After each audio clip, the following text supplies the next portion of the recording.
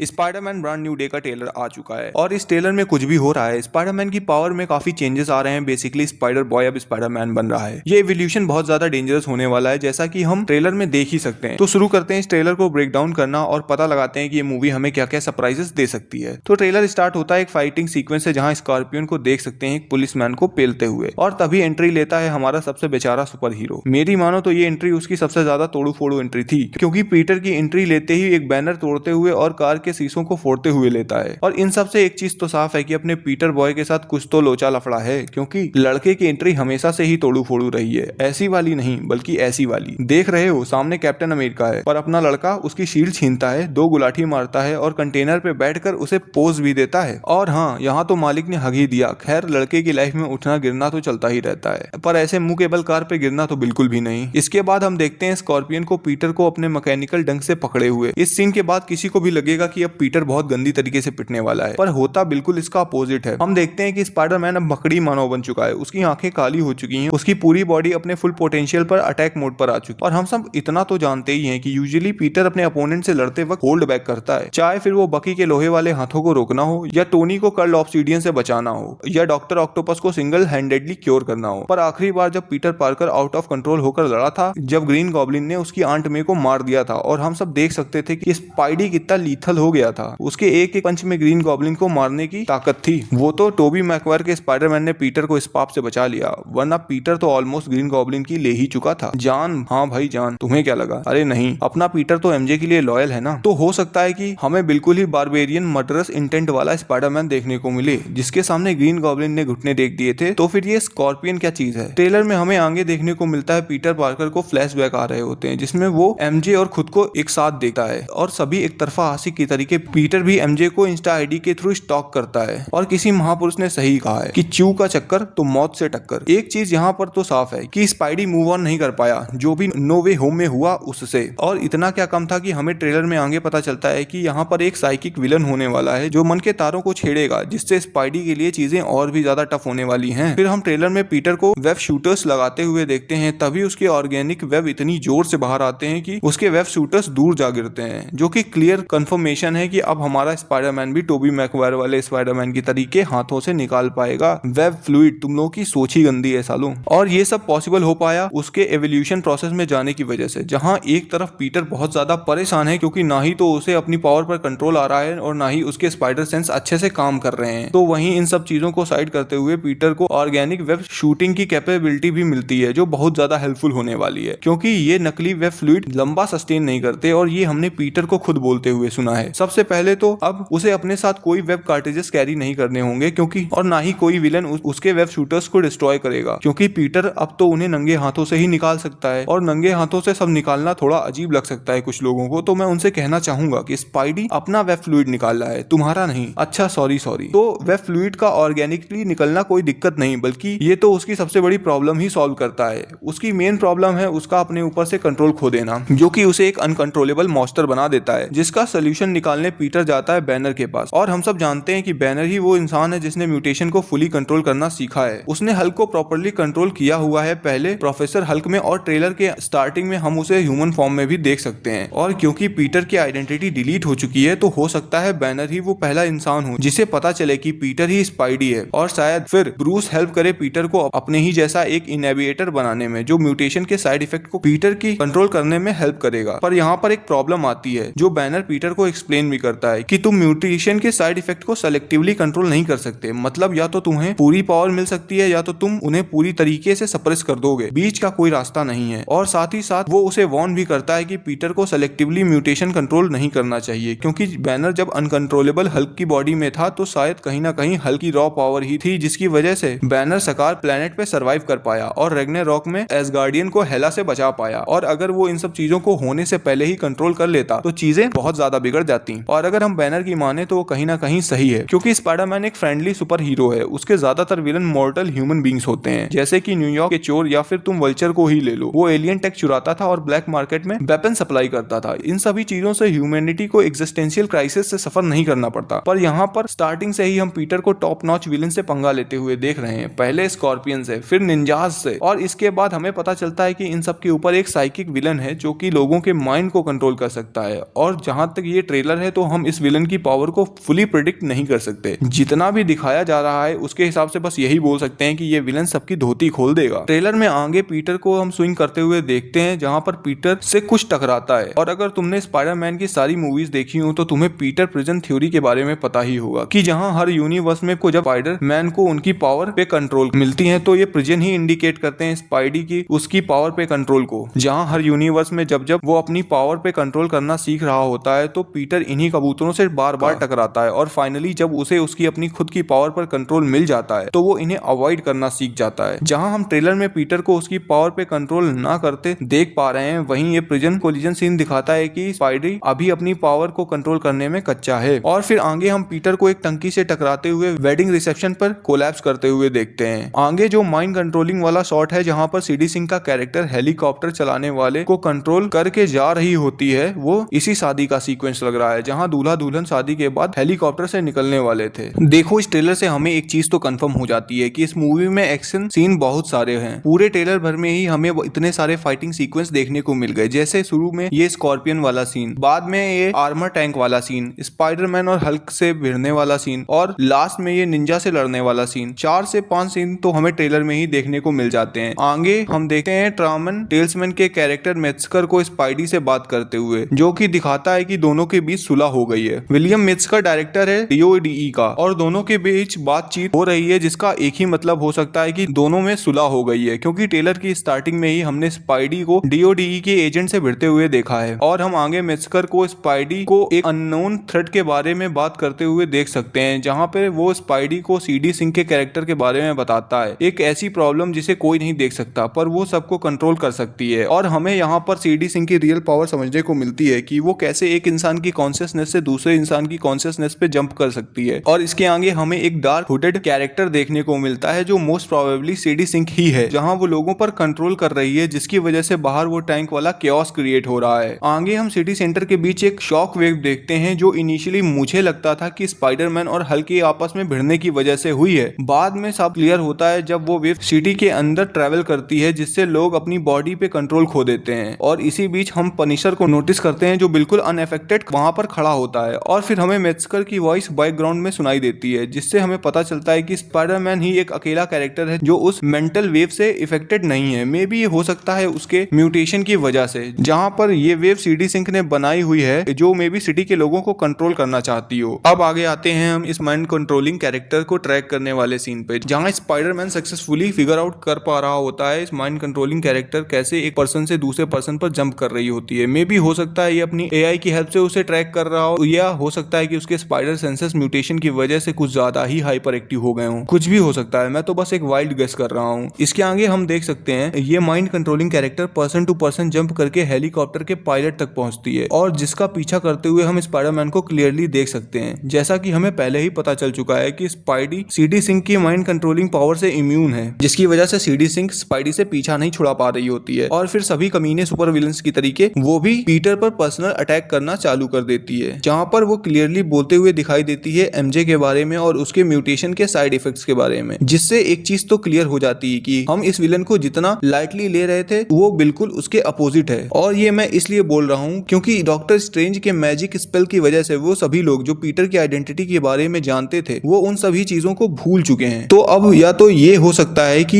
ये villain time और space के बियॉन्ड है या फिर इतना ज्यादा पावरफुल है कि स्ट्रेंज के स्पेल्स इस पर काम नहीं करते। ये तो रही अब तक की बात। अब आते हैं ट्रेलर के सबसे एक्साइटिंग पार्ट में, पीटर और हल्क की फाइटिंग सीक्वेंस में।